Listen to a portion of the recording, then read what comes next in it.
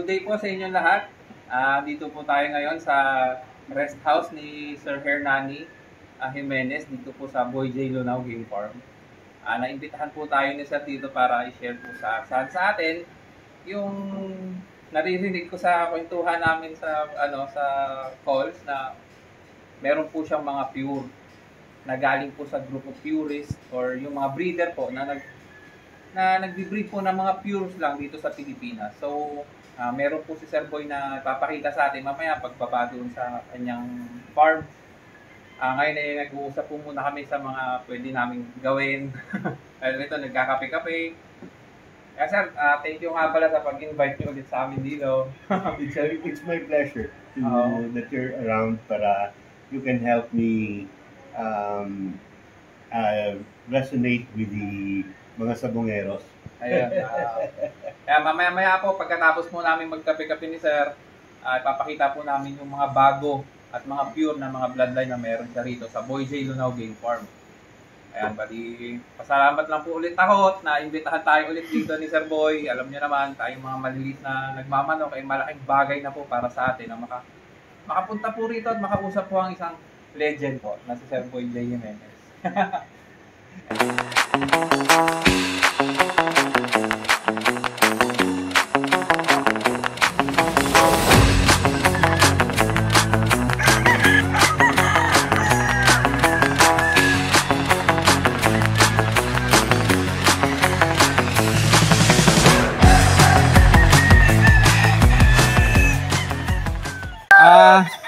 Habang naghihintay po tayo sa farm manager, tanungin po muna natin si Sir Boy tungkol dito sa mga pure niya na nakuha niya po kay Mayor Edwin Santiago.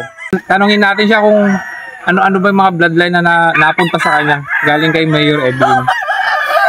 Sir Boy. Hi. Yun nga po pala Sir Boy. Tungkol po dun sa mga nakuha niyo pong pure kay Mayor Edwin Santiago. Ano po ba yung mga nakuha niyong bloodline doon? Well, actually, ang una kong nakuha, yung mga clarets niya. Yung clarets niya kasi Howard Belt yun eh. Oo. No, yung clarets niya. And then, I got also a Gal. Gal is also, galing din kay kay Howard Belt, no? Oo. Itong mga bloodlines na to, 1960s, meron na yan. Very popular na yan. Then, kasi yan ang mga solid lines. Wala pa yung mga sweaters nun. Sweaters, 1990s na yan na nag-umpisa. So, wala pa yung sweaters. Meron na tayong Gal at saka meron ng Claret. Of course, meron na rin tayong yung Ducal Sea Lemons, no? Yun din nun, 1960s din yan. Kasabay nila yan, yung mga yung nakuha ko rin kay Mayor Edsa Santiago, yung mga yellow-legged hats niya na Oak Grove, Gene Brown or Eugene Brown yung anak niya, and yung kay Ray Hoskins. Yun ang mga the basic bloodline ng sweaters natin at saka Albany. Yellow-legged hats at Albany. Kaya pala sir, mula pa noon, ang tibay nyo na talaga sa mga exam, dahil sa mga linyada. Hindi, kasi actually po, lang yan eh. Swerte yan lang yan. Alam nyo po, wala akong plano na ganun ang magiging bloodlines ko. Kaya lang po, may opportunity na dumating sa atin na talagang God-given opportunity. Hindi basta-basta na blessing galing sa Diyos. Bakit blessing? Kasi unang-una, sino naman ako? I'm just a small-time breeder. No, dito sa Bacolod. Humble talaga. Hindi, totoo naman yun eh. Yung what I had was, although imported din naman, pero galing sa mga commercial breeders sa Amerika. Meron tayo noon. Magagaling din. Wala naman akong sinasabi na hindi magagaling. Kaya lang, yung kay Mayor Santiago, ibang klaseng level. Pero sir, siguro naman nag-iisip kasi ako sir na hindi naman siguro, wala naman siguro kayong, na-trade kay Mayor Edsa, Hindi naman po siguro sir na kayo lang ang kumuha sa kanya. Ano po ba sir ang ano po ba sir ang magiging direct to the point na po ako sa tanong ko sir? Ano po ba ang naging kapalit? Yung kaluluwa ko. No. Ganito po yun. Ang kwento dyan talaga ganito, no? Right from the horse's mouth kung ano talaga nangyari. Nakita lang po ang farm ko, yung Facebook account ko ni Mayor Santiago, and then he was interested, nagandahan siya sa lemons. Yun na nga ba? Yun ang lemon na. Sabi niya, marami na rin siyang kilala na mga nagle-lemons. Pero according to him, sa kanya yan, hindi galing sa akin. Sa kanya nagagaling na parang pinaka-authentic sa kanya na lemon ay andito sa atin. Yun na nga sa Boy J Lunao. Wala akong sinasabi galing po sa akin. No? Hindi ko inanong sarili ko. Yung that's the truth. So, ako naman, sabi ko, sige, share or whatever. But, ang sharing na gusto ni Mayor, hindi dahil makukuha niya yung lemon ko. Hindi. Yun don't misinterpret me. Ang gusto lang ni Mayor, bandang huli na, nung nag-uusap-usap na kami, medyo magkaibigan na kami, medyo nagiging close na kami, sabi niya, gusto niya daw i-improve ang lemon ko na mayroon siyang dugo na bloodline na authentic na makakatulong sa lemons. Yun pala yun sir, kasi lemon talaga ni Sir Boy yung talagang kahit sino naman yung Duke Halsey lemon talaga dito sa Boy J Lunao Game Farm sinaunang lemon pa talaga at authentic talaga ang lemon dito. Sila yan ang mga Duke Halsey Gray ni Sir Boy, yung mga lemon 84 niya. Kaya napapaisip ako, hindi naman siguro lalapit ang isang Mayor Edwin Santiago kay Sir Boy kung wala ring gintong tinatago ito si Sir Boy. Hindi, pero hindi naman siya ginto. Hindi, ganito yun kasi. And then, nung nag-usap-usap na kami, sabi niya, itong masishare ko sa'yo, siya pa nag-offer sa akin, hindi naman ako hihingi sa kanya, wala naman ako ipapalit. At saka hindi ko naman kaya ang presyo nun, but number one, hindi nagbibenta Mayor kailanman. No, he doesn't sell. Ang kanyang love sa manok, ang passion niya is breeding pures. Kaya ang kay Mayor, ang kanyang breeding 95% pures. Ang 5% na pures kinocross niya sa Asil blood. Asil. Mahilig yun siya sa Asil eh.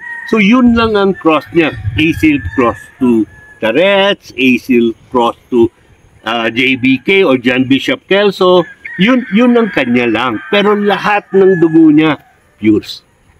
Kaya po pala sir, gustong-gusto talaga ni Mayor na pures lang yung alagaan niya. Kasi, sabagay, oo nga naman, kasi pag ikaw mahilig ka talaga sa pure, marami talagang lalapit sa'yo eh.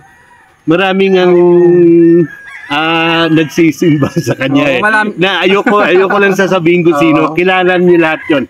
Kilala niyo sila kasi, iba kasi talaga sir kapag may isa kang legit na pinagkukuhanan ng mga pures mo, kasi kumbaga hindi kumbaga yung magagawa mong breeding pagaling talaga kapag may backup ng mga ganyan, pag may pinagkukuhanan kang ganyan. So ang hirap sa panahon ngayon kumuha ng mga pures. Maraming nagsasabi ng pure ito, pero pag tinignan mo malayo. Sir, malayo sa... Pero na lang kapag legit talaga yung nagsasabi ng pure. It's impossible to have pures nowadays. Especially kung sinasabi nila pure sweaters. Medyo mahirap paniwalaan. Kasi po, yung manok, pag balik inbred year after year, taon ng taon, balik ka ng balik. May isang taon talaga na wala talaga mangyayari sa'yo. At saka, si Mayor Santiago nag-admit, siya mismo nagsasabi sa akin na ang kanyang pures hindi lahat maganda paglabas. Let's say may sisiw, pure clarets. Hindi naman 10, let's say 10 clarets. Hindi pwede na 10 na yan, pures na yan lahat na magaganda. Hindi lahat yun.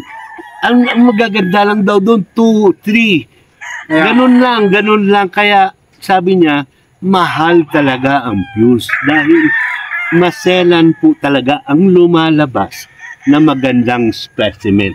Kaya, Yun ang word ni ano talaga ni Mayor. Hindi sila bloodline, specimen. Meaning to say, scientifically speaking, genetics and phenotypes, the physical attributes and the genes, kailangan talaga perfect. kaya nga, sir. Perfect po Kaya talaga. talaga, sir, hindi mo rin talaga sa masisisi yung katulad nyo na breeder na pricey talaga yung mga napapalabas na kasi sa selection pa lang, sir, di ba parang dalawa na lang matitira sa'yo tapos lahat reject, dalawa lang yung mapipili mo tapos yung isa parang kukurso na dahil pang bilhin sa'yo, so hindi mo talaga siya pwedeng ibenta ng mura kasi sa ilang taon mong binreading yun tapos dalawa lang ang maganda, alangan mabenta mo ng asa naman ang hustisya no, sir, kapag binili na ng mura sa iyo, sir, di ba? Kaya dapat talaga may kumbaga win-win situation kayo ng breeder. Kaya yung mga nagsisimula diyan, wag po kayong matakot na mag-invest sa bloodline kung gusto niyo talaga tong industriyang to. Para po hindi po kayo maligaw at hindi maging basurahan yung manuka nyo, mag-invest po kayo sa totoong mga bloodline. Kaya katulad si Sir Boy na rin po nagsasabi na iba talaga ang mga pures kapag hinalo mo sa mga manok mo. Di ba, sir? Hindi, kasi pagka, let's say, three bloodlines sa isang manok, yung anak nila, 3 bloodlines, saan ba sumunod yung anak nila? Oo. Sa 3 bloodlines na yun. Eh kung magaling yun, paano mo ulitin yun? Hindi ba parang tsamba, tatlong bloodlines eh. Eh magaling nga, oo magaling. Pero saan sa 3 bloodlines na yun ang magaling? Oo nga, sir. Hindi mo alam eh. Hindi mo na pwedeng kalkalin yan, sir. Yes. Kaya, siyempre, don't get me wrong, no? Ito naman, ang totoo, mas maganda ilaban ang manok pagka-cross. Siyempre, Kasi you know why? Because different characteristics. Isa, mabilis. Yung isang characteristic na bloodline, maangat. Yung isa naman na bloodline, powerful. Now, i-combine mo yan, puta, jackpot. Pero hindi mo pwede i-breed yung anak nun. Ilaban mo lang. Pero yung pure kasi, pagka pure ang pinag-uusapan, sigurado ka na ang genes, ang genetic makeup, ang dugo niya, that makes his blood, ang makeup nun, solid. You can depend on it. Magpapapareho lahat ang characteristics niyan. Kaya nga, sir. Kaya talo siya pagka medyo tatlo ang bloodlines ng kalaban niya. Kaya lang, pag sa breeding purposes, pures talaga dyan. Yes, sir. Hindi pwede yung nagsa-shortcut ka, sir, half and half na lang ko, bibreed ko, hindi ko kaya yung wag na lang po kayo mag-breed. Ayan, ganito po talaga.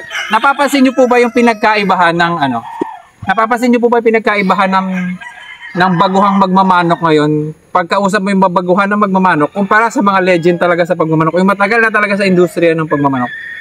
Ang napapansin ko talaga pinagkaiba, pag pinag-uusapan ng pagmamanok, ang mga baguhang manok, ang nagmamanok, ang topic nila, conditioning, gamot. Pero tingnan mo si Sir Boy, pagkausap mo siya, bloodline. Ibig sabihin, it's all in the blood talaga. Wala kang maririnig dito kay Sir Boy. Humihingi ako ng tip dito sa pagkukondisyon. Wala siyang tinuro sa akin. Sabi niya dyan, I'm over sa mga ganyang bagay. Matanda na ako. Focus na lang ako sa bloodline ko kasi may mga taga-kondisyon naman siya. Yun yung pinagkaiba ng breeder, na totoong breeder, sa mga baguhan talaga na, ang baguhan kasi Sir Boy, di ba? Pag nag-uusap yan, pag gamot, anong binigay mong gamot, anong binigay mong pagkain, ba't gumaling, di ba? Pero kapag totoong breeder ka at matagal ka na sa industriyang to, bloodline ang mabukang, tawag doon Sir Boy, yung main topic to discussion nila, bloodline. Kaya doon po nagkakaiba sa mga baguhan at yung mga talagang alam ang industriyang to. Kaya hindi ako nagsasawang pumunta rito kay Sir Boy kasi marami talaga matututunan. Sir Boy, yung yung claret mo ngayon na galing kay Mayor. Kay Mayor Edsa. Ano po ba yung nito? Ano po ba yung characteristic nito? Ba't ginagustuhan niyo po? Simple lang sila. Simple lang. Ang magaling na manok, simple lang lumaban eh. Hindi po ba sir yung wala pong gano'n? Mayroon siya. Meron. Pero pag finishing na, oo. Pero ang maganda sa claret, pagka pumasok siya, nakabantay siya sa isa. Nakakaano siya, nakafocus siya. Oo. Pero hindi siya, he doesn't initiate it. Hindi siya nagmamadali, nag-ano siya, naghihintay siya ganun. Tapos pag angat ng isa, andyan siya. Ngayon, kung umangat naman ng isa, hindi umangat yung kalaban, nagbabantay na naman ulit. Maingat. Simpleng manok. Maingat talaga. Oo, maingat. At saka ang maganda sa claret, isang palo ka lang ng claret. Kaya nga, sir. Either Well known kasi sila sa cutting accurate na ability. cutting nila, sir, ano? That is, yan ang pinakamaganda na quality ng claret, yung cutting ability. Kaya marami, hindi po sa pagyayabang you check. Marami kaming nilaban na claret for 2 years na kami kasi meron na nilalaban namin ng stud, no? Oo. Na pure. Na maraming nananalo talaga. 80%, at least 80%. Kaya yun At talaga. saka marami dyan, wala pang sugat. Marami pa, walang sugat. Kaya Yun ang yan yung maganda. kaya yan yung isa rin sa mga nilulook forward ko dito kay Sir Boy, yung claret niya. Ayan, baka ilang taon nga yun, sir, bago tayo Hindi, actually, the bad news is sold out na ako sa inahin. Pati Oo. yung breeding pen ko, parang maubos na yung mga Yun, lagi sarili ko. kasing Kasi ano. I share my, what I have eh. I share it. Kasi, you know what, ang sabong kasi, people become selfish. Yung ano sila, nagtatago, hindi nila sinasabi, anong bloodline, anong winning line, ayaw nila sabihin, ayaw nila pa mag-share. Kami po dito hindi. Kasi ang aming purpose dito talaga, sa farm namin, no, to produce pures. And when we produce these pures, we share it happily. Sa heart namin. Hindi kami nagsasabi, no, sayang naman, bakit binigay ko yun? Hindi ba? No, you should be happy na na-share mo yun. Let's say, share ako sa'yo. Happy ako. Kasi, you know, appreciated yung ginawa ko. Oo, sir, kasi di ba, sir, kapag sir, Diba? kunyari yung pinag-sharean nyo at nagpanalo siya, credit sa inyo yun, sir, di ba? Babalik sa inyo yun, eh. Pagka nangyayari yan sa akin, parang musika sa tenga ko. Na, sir, wow, ang ganda ng blah blah blah, ganitong lumabas, maganda. Wow, parang lumilipad. It's not the money. It's not the ang money, magastos mo. Pero yung happiness na feeling na ang ginawa mong bloodline, no, nananalo. That is the best feeling for true couples. Yung totoong magmamanok. Yun ang maganda. Yun, di ba, Jan? Tama, sir, tama. Ako, di ko rin naisip yun, pero siyempre, iba pa rin kapag Boy J ang kausap mo, talagang mapi-feed ka talaga ng ng mga mahalaga at mga importanteng impormasyon sa industriyang to. Ayan, bali, sa mga gusto pong sa mga gusto pong pumontak dito kay Sir Boy, ipa-flash ko po rito yung number niya. Mamaya-maya po pagdating ng farm manager niya, kasi yun po yung nakakalam kung saan nilagay yung yung mga pure ni Sir Boy na mga claret at yung mga gal. Ayan, bali habang naghihintay po tayo sa kanya, mag-iikot-ikot tayo. Tapos ito nga po pala yung number ni Sir Boy. Kontakin niyo na lang po kung sino yung gustong mag-avail ng mga ng mga materials niya. Open po 'yan. Hangga't merong spare si Sir Boy, pwede po kayong kumuha. Yes. All the time. 'Yan. Ikot-ikot muna tayo dito hangga't hinihintay natin yung farm manager.